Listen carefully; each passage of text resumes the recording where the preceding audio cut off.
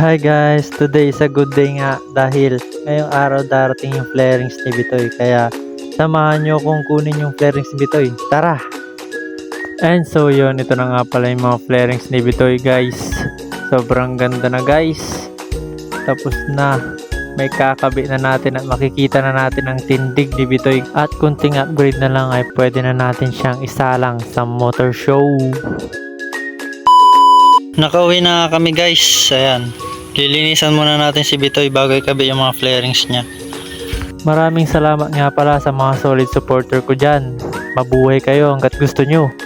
At ayan, kinakabit ko na nga yung mga headlight at signal light ni Bitoy. As you can see, ako na nga yung nagkabit para bawas labor na. And so yun, malapit-lapit na lang matapos dahil nakabit ko na head ni Bitoy. Kunting kembot na lang. And so yun guys, halos kalahating araw din natin inasikaso yung pagkakabit ng flarings ni Bitoy. At time check, 1:09 na ng hapon guys. Bibigyan na natin ng montage si Bitoy.